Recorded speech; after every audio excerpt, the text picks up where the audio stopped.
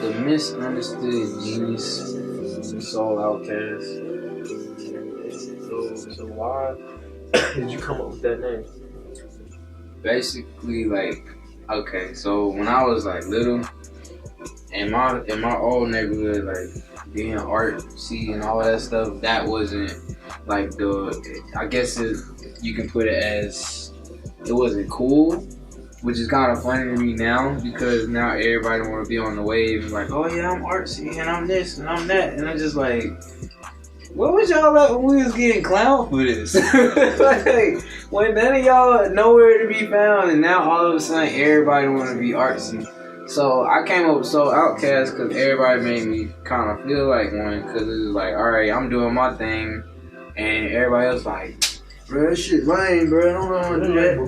I'm like, okay, cool, I guess. And then before I moved up here, I was going to Forest Park Middle School, and I just couldn't find a good space to be in, I guess. That's a way of putting it. It's just like I couldn't find a good space to be in as far as like with people.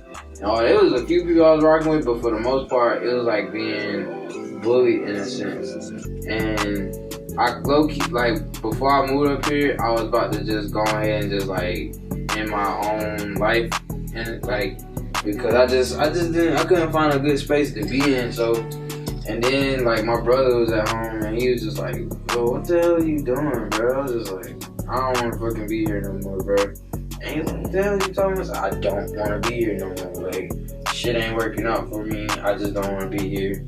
And I almost committed suicide about that. And then he was just like, nah, he said, you fucking tripping, you doing this and you doing that. And I was just like, bro, I can't do this shit no more. Don't nobody fuck with me. Don't ain't nobody. I don't fit. I ain't perfect here. So that's just how I felt about it. And I felt like that for a while. So when I moved to Gwinnett, it almost like it almost happened again, basically. And I was like, nah, fuck that. I ain't going for it a second time. I'm sorry. I can't do it for a second time. And I came up with Soul Outkast because it's like, okay, even though ain't nobody else fucking with me, I'm gonna fuck with myself. And I started becoming more comfortable with myself. And then after that, this is what you get. And the person you see every day, all day, that's just gonna be me probably for the rest of my days. I'm always gonna learn something, but I'm not finna just sit here and fold and be what everybody else wants me to be. I can't do that shit. Sorry, conform to these folks. So everybody always trying to look for approval. I got to the point where I said, fuck it. I don't need that. So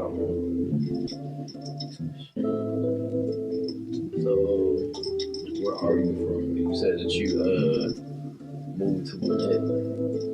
So where was you at prior?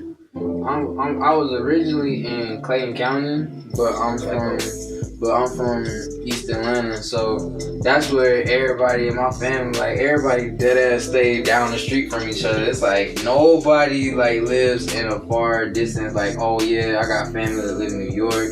I got family that live here and live there. No, everybody in my family lives down the street from each other.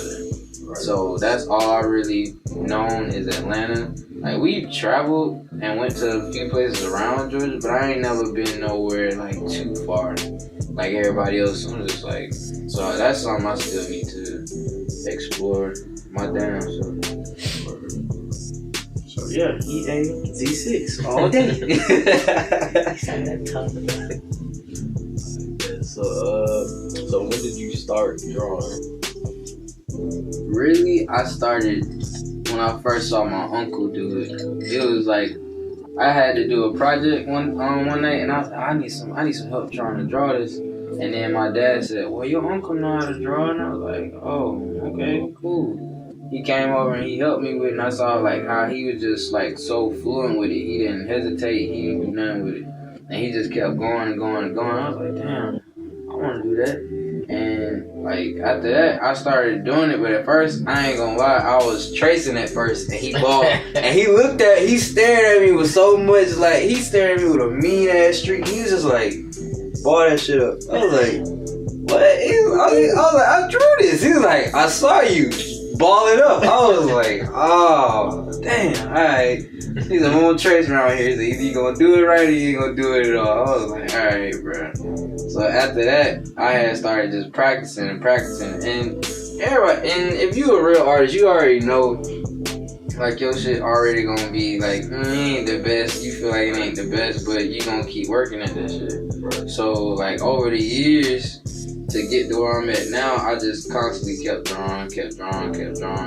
Every time I found a time and free space to draw, I did it. Whether it was after we cut grass or we was over at family house, everybody like, well, you always drawing something. Like, yeah, nigga. Like, this is what I want to do, so what you gonna do about it?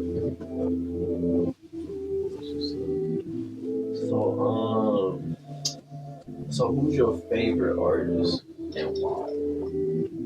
Damn. I know. That's that. I ain't even gonna cap. It's hard because it's so many. You got people like Levon Wright. You got James Rath. You got Frank. You got all these niggas, and you already know everybody gonna love Basquiat off rip.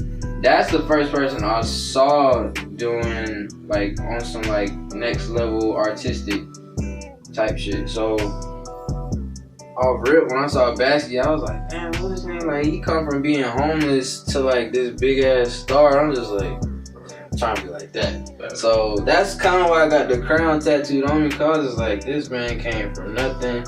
Everybody like rejected him. I kind of saw myself in that sense. It was like nobody was rocking with him, and then out of nowhere, he just blew up and became the man in the art world. And it was just like, damn. And he did it without even having to copy anybody. Like, all his stuff was just off the top of the head.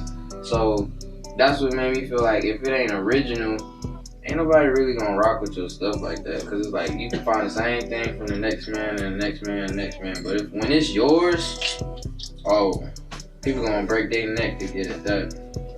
So I would have to say Basquiat. I know that sounds corny, because everybody else like, oh yeah, my favorite artist is Basquiat. But no, it's like real deal Basquiat, because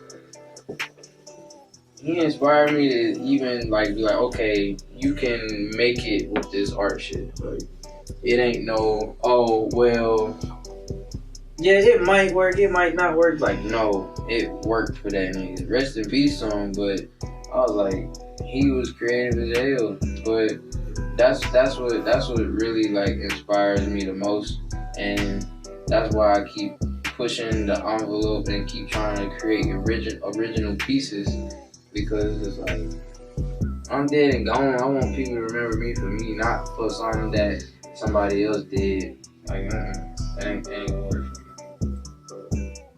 It's crazy how you died. Yeah, I was like, to be that age and like to be that good, and then all of your pain is expressed through your artwork. It's like, but when nobody rocking with him after a certain point, so it's just like, just kind of like fell into a hole. I feel like that's with all artists. Like, everybody falls into them depressed states, but it's all in how you deal with it. And that's how he coped with it. And I wish he would have found another way to do it, but ain't nothing you can do about it. Yep.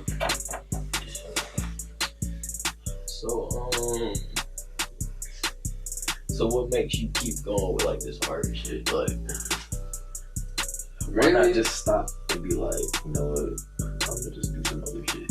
Like, what make you keep just going with painting and doing art? Really, like, art is like,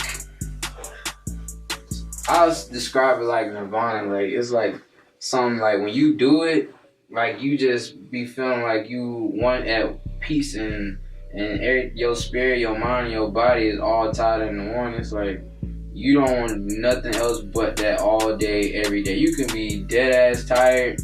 Like, say for instance, I could be tired from work. I could work like a whole shift, and I'll still come here and be like, I want to draw some shit tonight. So like, it's the pain, and it's the way I can be able to express myself, and everybody can still like be like, okay, cool. Like, people still rock with it, even though it's like a bad story behind it. Sometimes it's just like people still be fucking with the kids. So it's just like, I love it to the point where it's just like, some days I really don't want to do nothing else but draw. So, because I know you was talking about like your uncle, drawing shit. Yeah. But, so does anybody like else in your family like draw or have like any other talents besides you and your uncle? For the most part, I feel like people have had hidden talents, but nobody really acted on it on small platforms. Like, I got aunties and cousins that know how to sing, but they only will do it like in a church. Like, people really didn't try to like break out with their talent. And even my brother, like, he'll have talents and he'll just be like, no, I ain't creative. Like, there is no way I got all the creative juice out of this. So like at some point I started sitting there watching him, and he'll create poetry or he'll even paint some things. Sometimes like, I ain't looking for you to be just like me when it comes to it, but you still have the spark in your brain to be like, alright, I can do this, and that. Everybody is creative in their own way. You don't have to pick up a paintbrush or a mic or anything like that to make it feel like, oh, you creative. Some people just got the idea, even though they can't execute it. They have the idea in their head, like, okay, I want to do this or I want to do this. Right. And it's just like, you gotta learn how to like make that work for you. Don't look for everybody else's approval to see if, oh, well, I got it or I don't got it. You gotta find that shit in yourself. What inspired the project that you're working on right now? To be honest with you, bro, like, this piece is on some like, okay, yeah, I got like, for me, I got a big heart. Like, I remember I was at a poetry session. I told people in the crowds, like, I treat people with good spirits, I treat them like gems, bro.